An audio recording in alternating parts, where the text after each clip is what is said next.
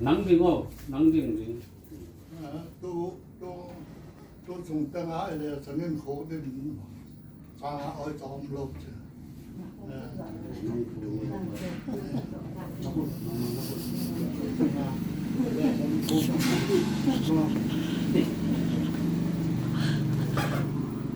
và lên đấy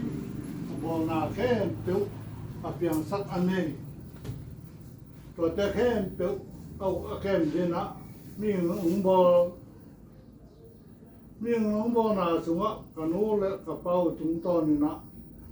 น้องเปียกนั่นต่างนาเตกะโนสุงปนะกะเปียนเฮ็ดดูคือปัญญาอยู่นี่เจียงดอง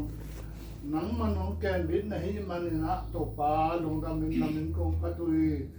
มันทางต้องตุงแห้งลานะวังเลยนะคือผัดตอนตุงตาแห้งปาลุงดามุงมิงใครมาบางนะเลยตรงตัวปลาโซเลยตรงบ้านไหนนี่แต่เขามุดต่อนุ่งตาโรนทุต่อนุ่งตาเนี่ยที่มาบางทุต่อนุ่งตามีแต่กระหิวแต่มาบางตัวนะเนี่ยกระตุ้แต่เชื่อนพิลตั้ง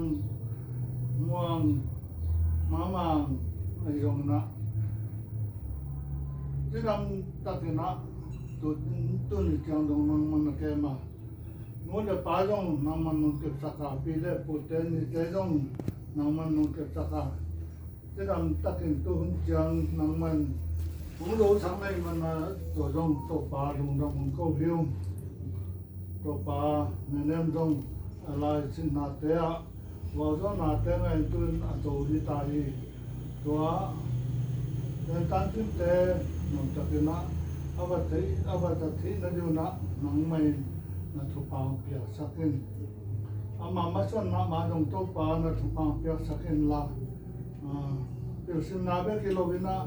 นุ่นตาเทนดีผสมซ้ำเทนดีนั่นเองนะตรงเตะ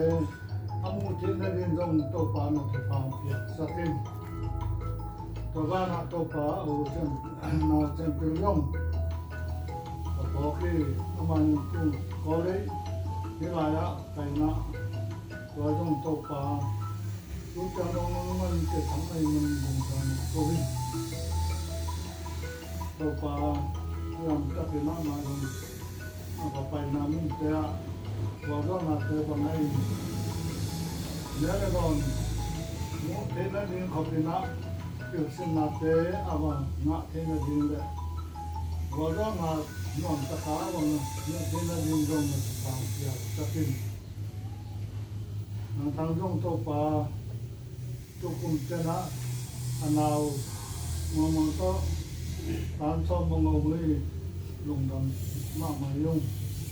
ลงดำยุ่งตัวปลาน้องไม่นักฟังเสียสักขึ้นหลังไม้แล้วมั้งอาจจะบอกนาเตลอาเปสินนาเตลมาต้นแค่เปว่าน้องมันนั่นน่ะปันปีนลาน้องปีนลาตัวปลา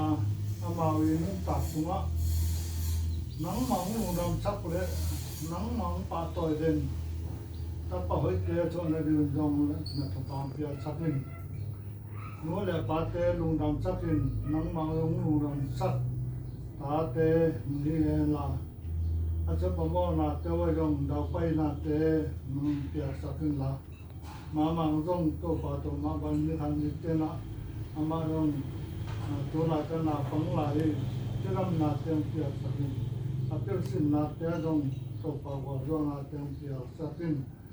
อาจจะบอกว่านาแค่เปียว่าตัวปลานั้นมันมาปั่นปีนลาน้ำปีนตัวปลายืนเจ้านะวันลำปันนะไปจงเลี้ยงเลยลำปันไปจงเลี้ยงนี่ตัวเจ้านาวันตุ้มมีเตนะตอนปีสักินลาที่ทำตะกินจางตุ้งกับตุ้งเพ่งแง่ดีนะนังไม่ทำยังมาขัดเกิดนั่นนะองค์ปีนนั่นเก็บตักสายอิน อันนั้นตาผู้โตปาน้องมาช่วยปอดถึงดีนะโตปาน้องไม่อามาเตนั่นตาไปจะแค่จุดน้องมาเอาส่วนเดียวน้องมาเดียวเตไอ้นัดดีนะน้องมันน้ำล้ำปีนะตกอีลาล้ำที่มันเตนะมึงตกเดินไปคนในแต่แค่เปลือกตัวปลาโอ้เดินหน้าบ้านฮิโรจอยนะน้องมาน้องเดินสมาบ้านเห็นละนู้นปลาแต่ที่ตรงนั้นเนี่ยที่ตรงนั้นปีที่ตรงนั้นที่ทำจักรชาว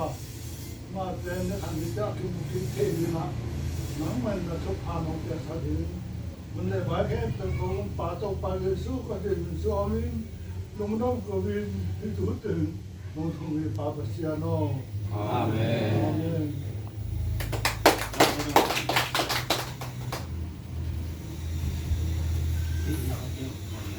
Cuối này có đi tới cái tên nói gì nhau